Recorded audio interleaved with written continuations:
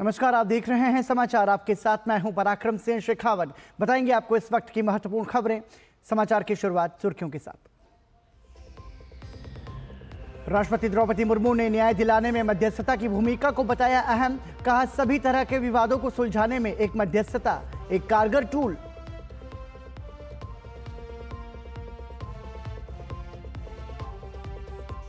भारत और अंगोला के बीच कृषि और संस्कृति समेत हुए 4 समझौते। प्रधानमंत्री मोदी ने आतंकवाद को बताया मानवता के लिए सबसे बड़ा खतरा। अंगोला के राष्ट्रपति ने कहा, आतंकवाद के खिलाफ लड़ाई में हम भारत के साथ।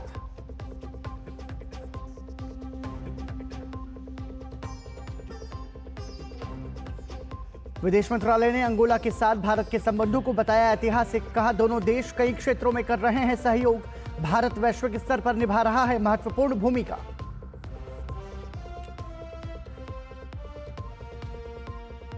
भारत ने पाकिस्तान को दिया एक और बड़ा झटका। सभी तरह की वस्तुओं के आयात पर लगाई रोक। हवाई और सतही मार्गों से आने वाले पत्र या पार्सल पर भी प्रतिबंध।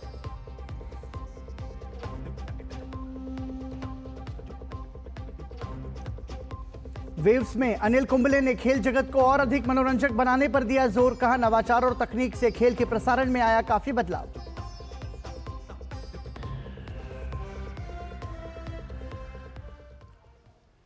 और सुर्खियों के बाद खबरों पर नजर विस्तार से। अंगोला के राष्ट्रपति जोआओ मैनुअल गोंजाल्वेज लोरेंको ने आज नई दिल्ली में प्रधानमंत्री नरेंद्र मोदी के साथ मुलाकात की।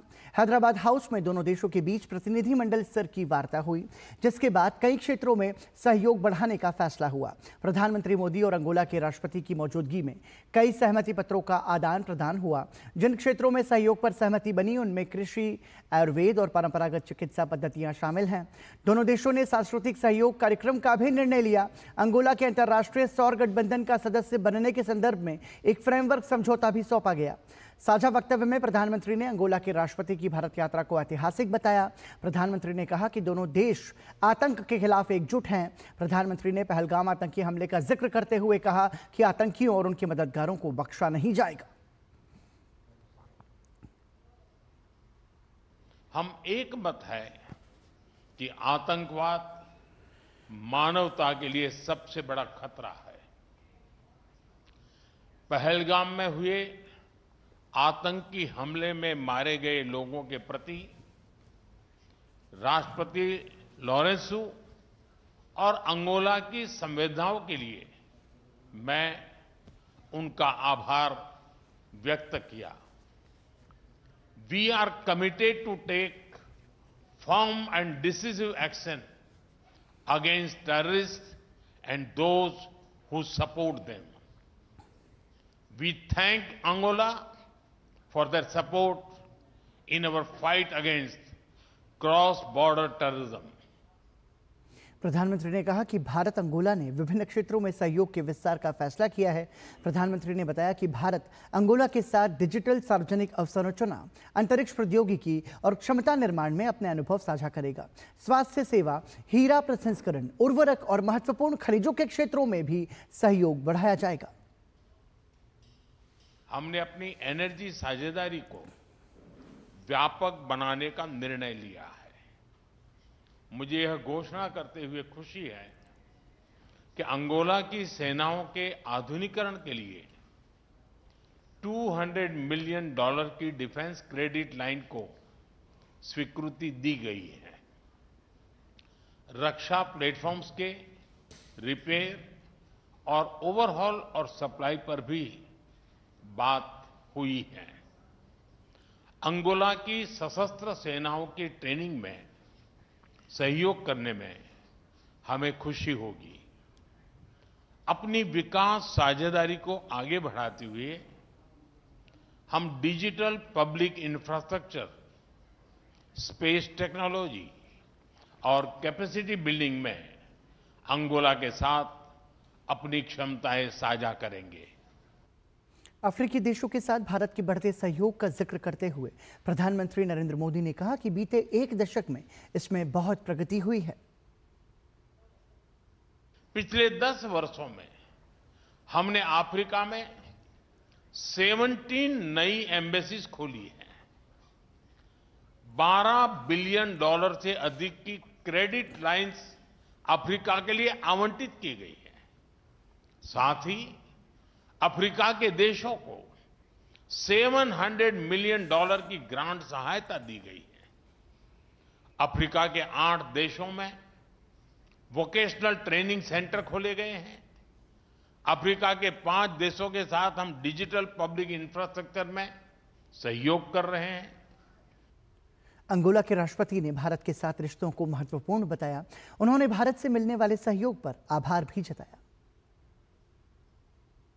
When the COVID-19 pandemic, on one hand, restricted contact between peoples and nations on a global scale, but on the other hand, it was precisely in this challenging period that we came together once again to discuss our perspectives, our interests, our visions for the future, as well as the challenges, the common challenges for Africa in particular we're facing at the time, confronting an unprecedented phenomenon in which your country played a prominent role through its contribution to the African continent, especially with the donation of vaccines that have proven essential in the effort to contain the spread of the disease.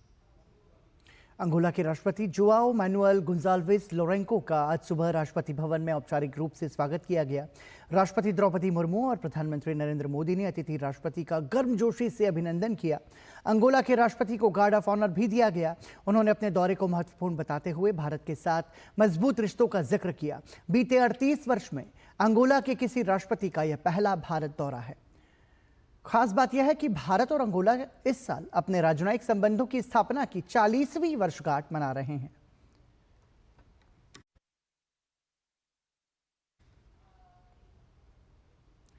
Angola के राष्ट्रपति Joao manual गुंजाल्वेस लोरेंको ने नई दिल्ली में विदेश मंत्री doctor S Jaishankar से मुलाकात की। इस दौरान दोनों देशों के बीच साझेदारी को आगे बढ़ाने पर चर्चा हुई।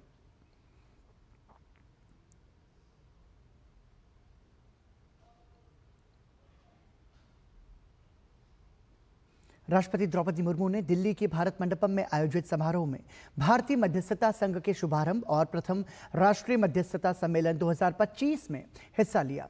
कार्यक्रम में विधि एवं न्याय मंत्री अर्जुन राम मेघवाल, मुख्य न्यायाधीश संजीव खन्ना और अन्य गणमान्य लोग मौजूद रहे। कार्यक्रम को संबोधित करते हुए राष्ट्रपति द्रौपदी मुर्मू ने कहा कि लोगों को न्याय दिलाने में मध्यस्थता की महत्वपूर्ण भूमिका रही है।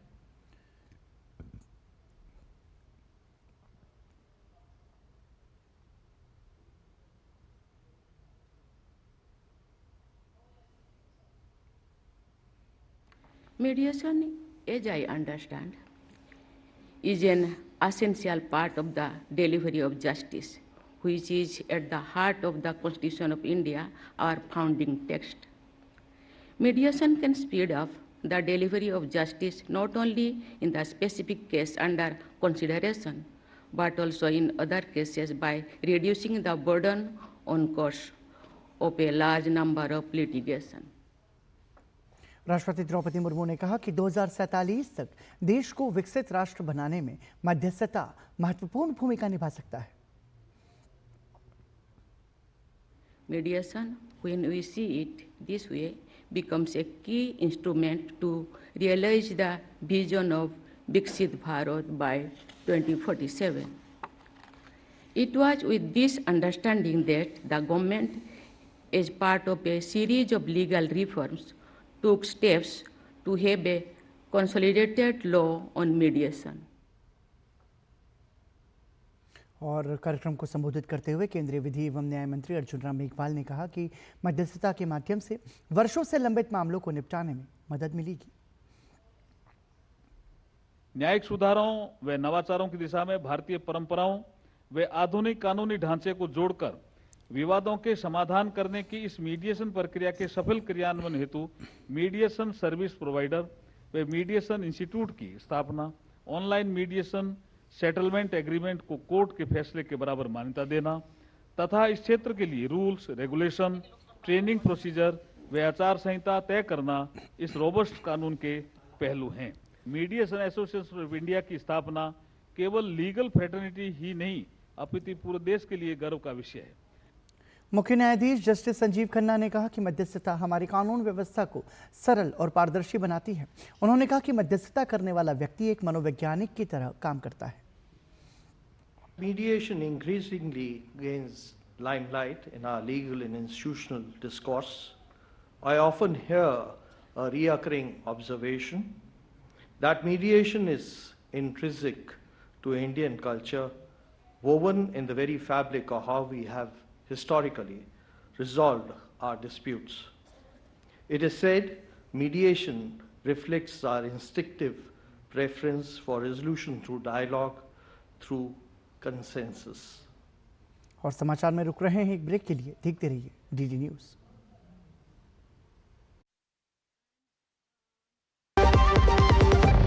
पापा पूछेंगे नहीं 800 रुपीस की एंड ऑफ सेमेस्टर पार्टी के बारे में? मम्मी 800 नहीं 680। अरे अपडेट किया है बच्चे ने भी। मैं आपके फैमिली ग्रुप में खर्चा तो हुआ ना? पहली बार हिसाब दिया है बेटे ने। फैमिली ग्रुप पे पाइए फैमिली से पेमेंट अपडेट्स। भीम, भारत का भरोसा, भारत का अपना पेमेंट ऐप। असम का साइड वर्ल्ड फेमस है, सबको पता है। चाय बहुत आगे जाएगी, विश्व में नंबर 1 में रहेगी। 200 glorious years of Assam tea. The saga will continue for many more centuries to come.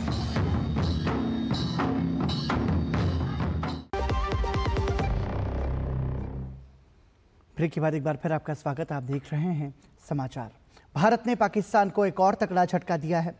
Bharat के वाणिज्य मंत्रालय ने पाकिस्तान से सभी वस्तुओं के प्रत्यक्ष या अप्रत्यक्ष आयात पर तत्काल प्रभाव से प्रतिबंध लगा दिया है। भारतीय वाणिज्य मंत्रालय द्वारा 2 मई को अधिसूचना जारी की गई। इसमें कहा गया है कि अगले आदेश तक तत्काल प्रभाव से पाकिस्तान से आने वाले सभी सामानों के प्रत्यक्ष या अप्रत्यक्ष आयात पर प्रतिबंध लगाया जाता है। पहलगाम हमले के बाद पाकिस्तान को हर तरफ से घेरने की तैयारी चल रही है। भारत ने पहले ही सिंधु जल संधि रद्द कर दी है। भारत में रहने वाले पाकिस्तानियों को देश छोड़ने का आदेश दिया गया और अब पूरी तरह से आयात पर प्रतिबंध लगा दिया गया है। भारत सरकार ने एक और बड़ी कार्रवाई करते हुए पाकिस्तान से आने वाले कोई भी पत्र या पार्सल पर भी रोक लगा दी है। ये रोक हवाई और सतही मार्गों से आने वाले पत्र और पार्सल पर लगाई गई है। जम्मू कश्मीर के पहलगाम में हुए आतंकी हमले के बाद देश में आक्रोश का माहौल है और सरकार की संभावित कार्रवाई पर सभी की निगाहें टिकी हुई हैं। इस बीच कांग्रेस सांसद और पंजाब के पूर्व मुख्यमंत्री चरणजीत सिंह चन्नी के 2016 में हुई सर्जिकल स्ट्राइक पर विवादित बयान से कांग्रेस सवालों के घेरे में है। चरणजीत सिंह चन्नी के बयान पर भाजपा हमलावर है। भारतीय जनता पार्टी के राष्ट्रीय महासचिव तरुण चुग ने हमारे वरिष्ठ सहयोगी अमरेंद्र गुप्ता के साथ बातचीत में कहा कि कांग्रेस हर समय पाकिस्तान परस्ती की बात करती रही है। तरुण चुग के मुताबिक कांग्रेस और उसके नेता सेना का मनोबल तोड़कर साजिश के तहत आतंकवादियों और सेना को ऑक्सीजन देने का काम कर रहे हैं। पहलगाम में हुए आतंकी हमले के बाद जहां पूरे देश का खून खौल रहा है, वहीं रणनीतिक तौर पर भारत पाकिस्तान से किसी भी समय इस हमले का बदला ले सकता है। ऐसे में जहां देश में विपक्ष को सरकार के साथ होना चाहिए, ऐसे में कांग्रेस का अजीबोगरीबी बयान कहीं ना कहीं उनके ऊपर सवालिया निशान लगाता है। हमारे साथ बात करने के लिए भारतीय जनता पार्टी के राष्ट्रीय महासचिव तरुण चुग जी हैं। पंजाब के पूर्व मुख्यमंत्री सांसद चरणजीत सिंह चन्नी ने देश की सेना का अपमान किया है, देश की सुरक्षा एजेंसियों का अपमान किया है, पूरे राष्ट्र का अपमान किया। ये कांग्रेस की पाकिस्तान परस्त सोच का जीता जागता उदाहरण है। कुंठित मानसिकता से ग्रस्त एक खास वोट बैंक को खुश करने के लिए कांग्रेस बार बार देश के जाबाज सुरक्षा बलों का, देश की वीर सेना का मनोबल तोड़ने की कोशिश कर रही है। और वही भाषा बोल रही है जो भाषा पाकिस्तान का मीडिया या ISI बोल रही है। इस घटना के बाद पूरा विपक्ष कहीं ना कहीं सरकार के साथ था। नेता प्रतिपक्ष राहुल गांधी ने बाकायदा सपोर्ट किया इस मुद्दे पे कि हम देश के साथ हैं, और CWC की मीटिंग में मल्लिकार्जुन खड़गे ने यह बोला कि पार्टी लाइन के बयान के बाद कोई नहीं जाना चाहिए। लेकिन उसके बाद इस तरह के बयान कहीं ना कहीं, ये अकेला बयान नहीं, इससे पहले अगर बात करें रॉबर्ट वाड्रा की बात करें, सिद्धरमैया की बात करें, एक लंबी फहरिस्त है जो देश विरोध में ऐसी बात कर रहे हैं। कांग्रेस की बैठक के बाद खड़गे की टिप्पणी महापरिक्रमावादी की महाप्रकाष्ठा है। अपने मालिक को खुश करने के लिए आप देश की सेना का मनोबल तोड़ना चाहते हैं? जहां कांग्रेस को आतंक के मुद्दे पर देश के साथ खड़ा होना चाहिए था, आप सस्ती राजनीति कर रहे हैं।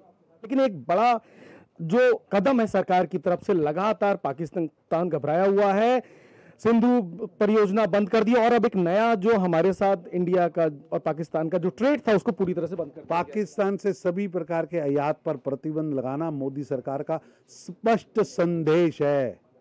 जो आतंक फैलाएगा वो भारत के बाजार में नहीं दिखा जाएगा। ये निर्णय केवल व्यापारिक नहीं है बल्कि राष्ट्रीय सुरक्षा और सम्मान का सवाल है। भारत की सरकार ने श्री नरेंद्र मोदी जी के नेतृत्व में जितने भी 7 फैसले लिए, सातों के सातों फैसले पाकिस्तान को उसकी नानी याद कराएंगे। भारत अब जवाब नहीं, कार्रवाई करता है।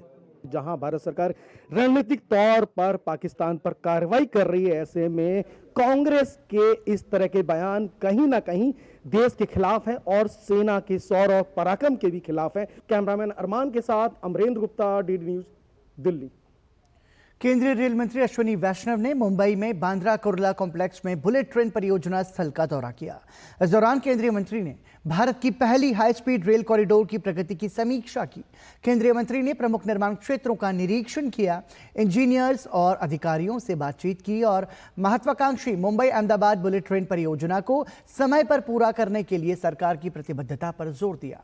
उन्होंने रेलवे बुनियादी ढांचे को बदलने और आर्थिक संपर्क को बढ़ावा देने में परियोजना के महत्व को दोहराया। मुंबई का बीकेसी में जो स्टेशन का काम है, बहुत तेजी से काम चल रहा है। अगर आप काम को देखें तो B3 जो लोएस्ट हमारा बेसमेंट 3 है, उसका तेजी से काम चल रहा है। जो साइड की जो वॉल्स को स्ट्रेंथ देने का काम था वो कंप्लीट हुआ है। अब स्टेशन की वॉल्स बननी चालू हो गई है। साथ ही साथ टनल का काम भी आगे बहुत तेजी से चल रहा है। ये स्टेशन मल्टी स्टोरी बिल्डिंग इसके ऊपर बनेगी, बहुत बड़ी। और B3, B2, B1 3 बेसमेंट है। B3 में गाड़ियां रहेंगी, B2 में ऑपरेशनल वर्क रहेगा और B1 और ग्राउंड लेवल पे आके पैसेंजर्स स्टेशन के अंदर एंटर होंगे। एक बहुत ही वर्ल्ड क्लास स्टेशन का काम चल रहा है।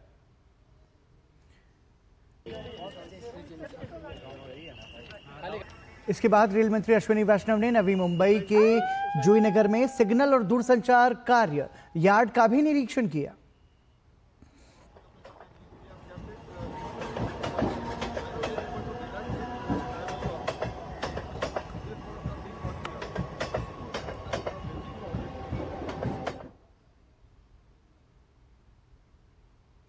रेल मंत्री अश्विनी वैष्णव ने पनवेल स्टेशन का भी दौरा किया। इस दौरान उन्होंने पनवेल स्टेशन के ट्रैक्स और अन्य स्थलों का भी निरीक्षण किया।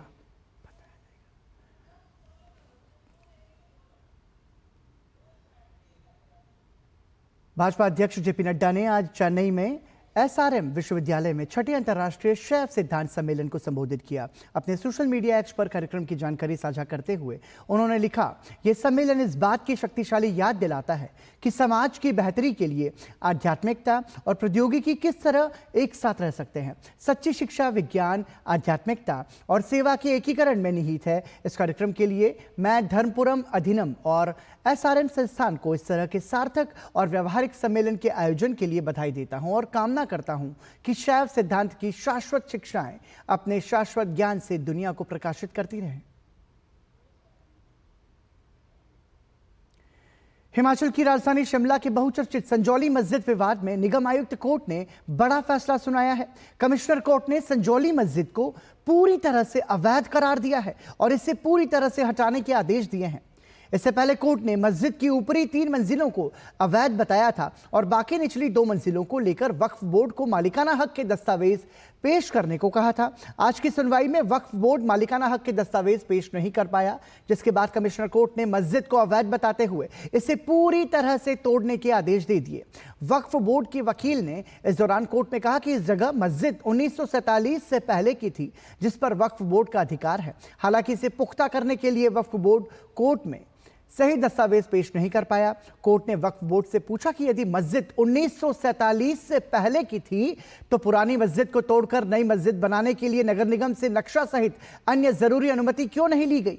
कोर्ट ने कहा कि नियमों को ताक पर रखकर सारी मस्जिद बनाई गई है और यह पूरी मस्जिद अवैध है जिसे तुरंत गिराया जाए। वहीं संजौली लोकल रेजिडेंट के वकील जगत पाल ने इस फैसले पर खुशी जताई है। कमिश्नर साहब के कोर्ट ने इस पूरी संजौली मस्जिद को गिराने का ऑर्डर जो है पारित कर दिया है। जो 2 फ्लोर जो बचे थे, ग्राउंड फ्लोर और फर्स्ट फ्लोर, उनको भी पूर्ण तरीके से अवैध एमसी कोर्ट ने माना है और उनको भी गिराने का आदेश आज कर दिया है। और आइए बात करते हैं वेव्स 2025 की।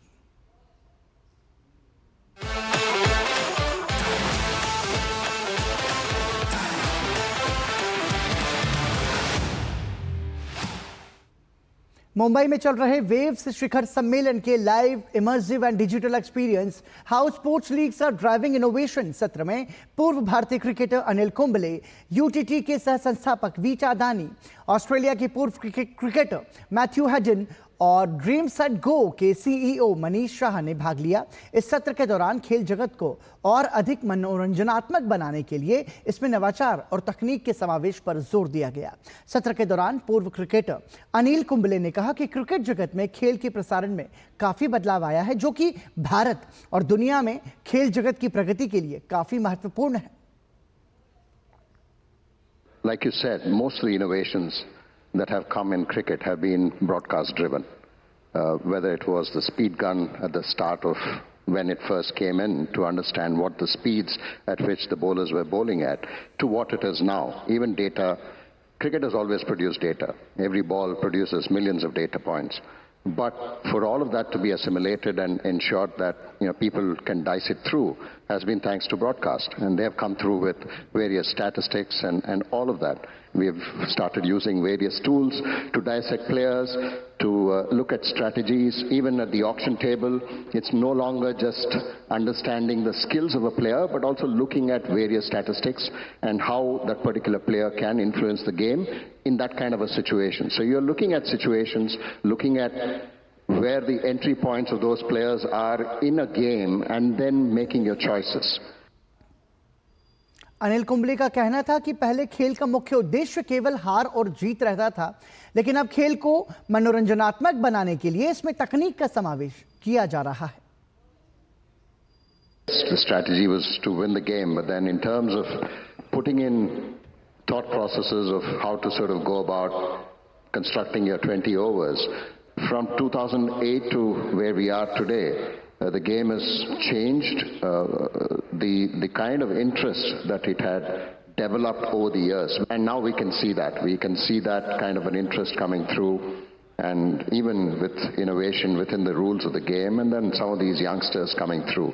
I think it's been great for India. It's been great for world cricket. Ultimate table tennis की सह संस्थापक वीटा दानी ने मुंबई में चल रहे वेव्स शिखर सम्मेलन के एक सत्र के दौरान खेल जगत में तकनीक और पुराने ढर्रे में बदलाव लाने की वकालत की। उन्होंने कहा कि इनोवेशन के जरिए खेल के प्रसारण को और बेहतर बनाया जा सकता है। Bringing about innovation, we also do heat mapping. What is the angle at which the ball falls? What's the impact? Where does it fall? How much does it spin? We do split screen statistics. So while on one screen the player is playing, the part of the screen shows what is happening, what is happening with the ball, how it is being played. And that statistics also is good for the player in the long run. We are going to use two-colored ball. So when it spins, how it will look visually, and will bring in a lot of excitement. And I think you will see it this season.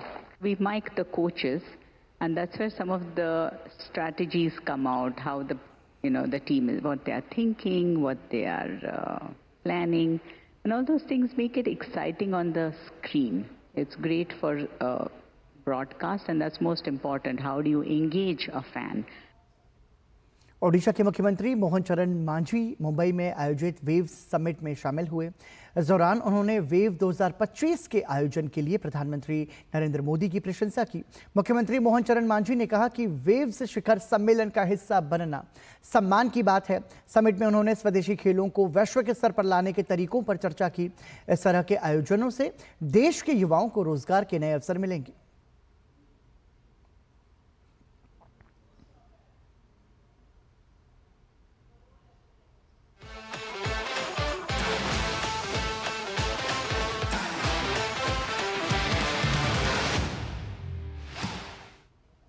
और इसी के साथ ही समाचार में अभी के लिए इतना ही। दीजिए अनुमति।